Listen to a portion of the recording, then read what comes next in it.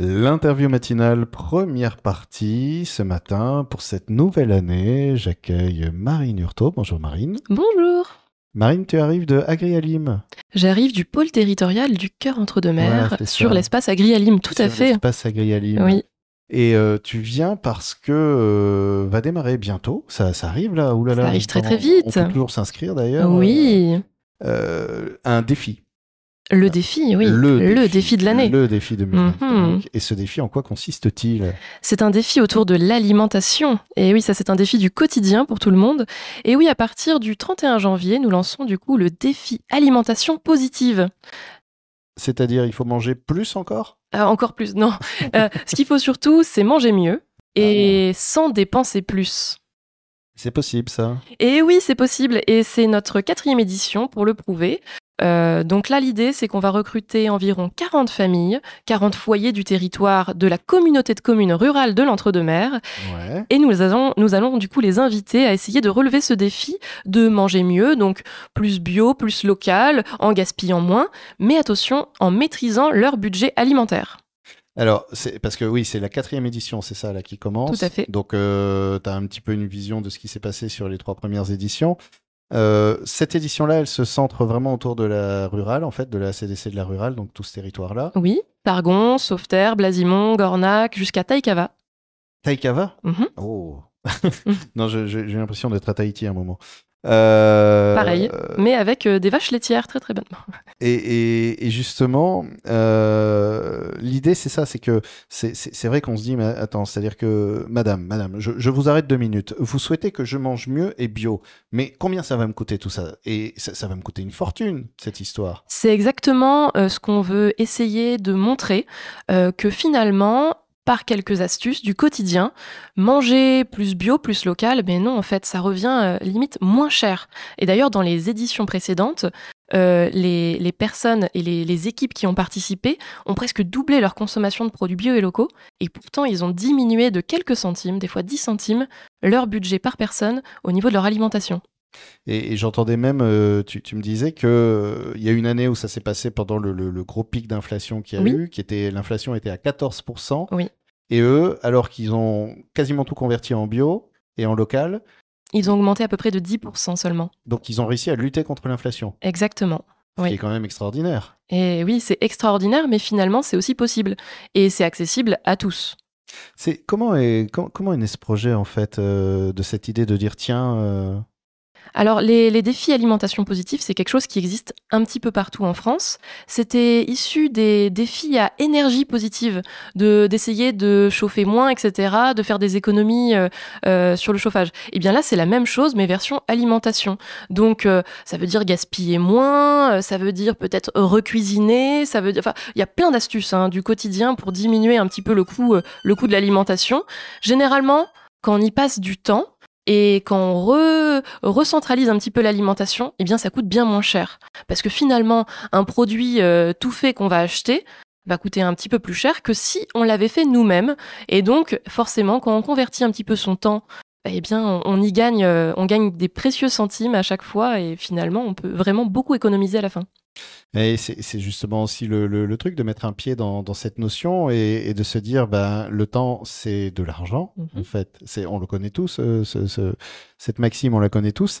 Et des fois, on se dit, bah oui, mais j'ai peut-être pas forcément le temps. Comment m'organiser? Exactement. Alors, eh bien, c'est un super tremplin car nous allons proposer tout un tas d'ateliers et d'animations pendant les 4-5 mois de défi. Le défi commence le 21 janvier et se terminera début juin.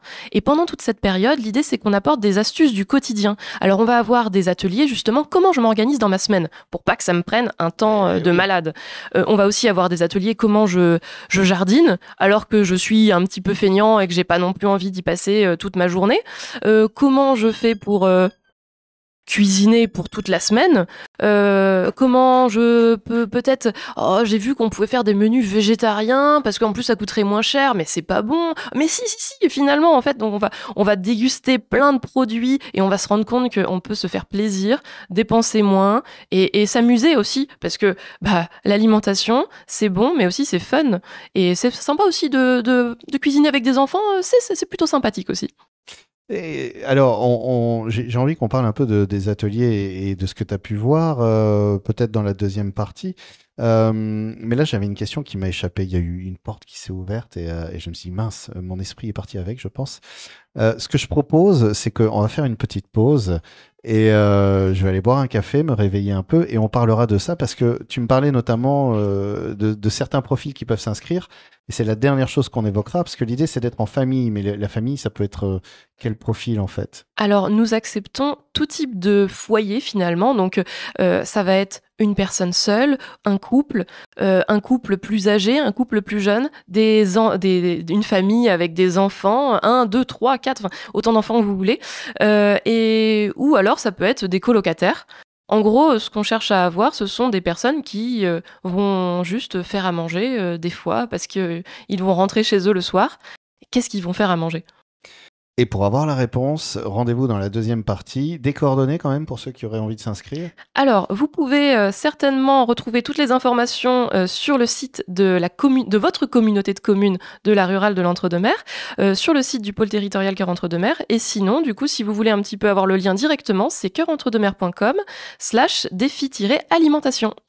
Merci. Et on va parler alors de qu'est-ce qui se passe pendant ces ateliers, comment vivent, comment ont vécu ces familles ce défi, et plein d'autres réponses et des astuces déjà pour commencer à optimiser un peu votre quotidien dans la deuxième partie. Deuxième partie de l'interview matinale, toujours en compagnie de Marine Hurtaud qui vient nous présenter le défi alimentation positive. C'est bien ça, c'est l'intitulé ?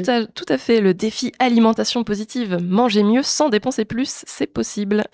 Et ce défi donc qui se lance là fin janvier, l'idée, c'est la 4e édition, l'idée c'est effectivement de donner des solutions en fait déjà à ceux qui sont intéressés pour manger mieux, c'est-à-dire bio, local et à moindre frais. C'est parce que c'est quand même la grande idée, c'est de sortir un peu de ce cliché. Ouais, mais enfin, si je commence à faire gaffe à mon alimentation, à aller chercher des produits quali, je vais jamais m'en sortir financièrement. On en avait parlé dans la première partie. Les 3 éditions précédentes ont montré qu'au contraire, les économies sont réalisables. Donc, comme quoi c'est possible. Mais justement, il y a aussi la question de où est-ce que je peux aller chercher quand j'ai envie de changer. Tiens, si par exemple un auditeur, une auditrice entend l'interview, se dit ouais, ça me motive là. Allez, je vais tout de suite faire mes courses et où est-ce que je peux aller chercher comme ça des produits Alors, il y a plein d'endroits hyper sympas où déjà on peut rencontrer des gens, où on peut consommer des produits locaux en allant directement chez le producteur. Déjà, ça peut être une technique, en allant le rencontrer sur les marchés, en allant plutôt, vous n'avez pas le temps d'aller sur les marchés ou chez le producteur, il y a des points de collecte un petit peu mutualisés, type AMAP, épicerie locale, et souvent la grande surface va aussi avoir son rayon local et travailler directement avec les producteurs du territoire. Donc il y a des points de vente, il y a des producteurs. En plus, on a un territoire ici qui justement a des producteurs comme ça déjà professionnels. Exactement, il y a des producteurs et nous, à travers le défi, on va essayer de donner toutes les astuces aux gens du territoire, mais vraiment du territoire, pour aller se fournir et pour que ça soit le plus pratique pour eux, le moins cher. Et donc, si vous voulez avoir toutes ces astuces pendant les 4-5 prochains mois, n'hésitez pas à aller vous inscrire. Je rappelle, c'est jusqu'à la mi-janvier qu'on peut s'inscrire, donc allez-y. Et là, il faut rappeler qu'il va y avoir, nous, nos apports, parce qu'on va aller chercher avec nos équipes toutes les informations qu'on peut donner, mais on va pouvoir aussi partager les informations avec les différents participants. Donc ça va être un espèce de bouillon d'informations. Je pense qu'on va bien s'amuser, bien discuter entre nous aussi. Donc voilà, je rappelle, allez vous inscrire avant la mi-janvier au défi alimentation positive sur la rurale de l'Entre-deux-Mers. Et inscrivez-vous parce qu'après, vous pourrez bénéficier de ces ateliers. On va les rappeler. Il y a alors notamment les ateliers cuisine parce que c'est bien d'acheter des produits. Et c'est gratuit les ateliers au cas où, je reprécise. C'est quand même l'idée. C'est que c'est vraiment... donc même si vous êtes déjà un peu radin dans l'idée, profitez. Et profitez. Et en plus, alors je rappelle que c'est un défi, donc c'est un challenge. Et ce qu'on aime bien avoir quand on gagne un challenge, c'est des petits cadeaux. Et donc là, moi, je suis en train de préparer l'ensemble des petits cadeaux pour les gagnants de cette prochaine édition. Ça va être très sympathique. Donc là, voilà, je précise aussi ça au cas où, si ça vous attire. Qu'est-ce que vous allez gagner un truc à la fin? Il y a 4 équipes. Oui, il y aura certainement... Vous avez une chance sur 4 de gagner. Oui, voilà, mais il faut faire partie de la meilleure équipe. Et pour être la meilleure équipe, il faut avoir la meilleure progression sur ces différents mois. Voilà. Alors, cette progression, justement, c'est quoi les critères? Alors, on va juger sur la consommation de produits bio, la consommation de produits locaux. On va aussi, donc locaux, c'est néo-aquitain ou girondin. Voilà, on est à cette échelle-là. Mais bien sûr, on peut aussi consommer 100% entre deux mers sur certains cas. Donc voilà. Et nous allons aussi juger la notion de gaspillage alimentaire et d'emballage lié à l'alimentation en lien avec le Sémoctom qui nous aide sur ce volet-là. Et oui, parce que les emballages, ça s'entasse vite, tous ces emballages. On a l'impression que... Les emballages liés à l'alimentation, ça s'entasse vite. Et là, l'idée, ça va être déjà de les mesurer. On trouve ça intéressant que chaque famille qui participe puisse remarquer ah bah tiens, en fait, tout ça, c'est mes emballages juste pour l'alimentation. Comment je peux faire pour les réduire? Et il y a plein de techniques qui seront aussi très gourmandes.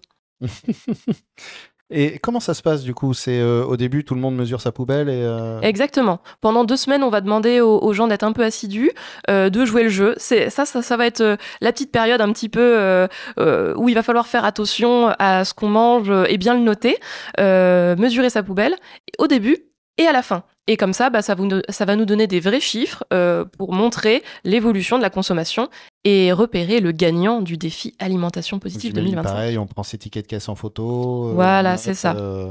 Mais ça peut être hyper stimulant parce que tout le monde aime bien optimiser. C'est peut-être quelque chose aussi de juste regarder son ticket de caisse vraiment en détail et de se dire ah bah tiens, oui, j'ai fait ça, j'ai fait ça, j'ai fait ça.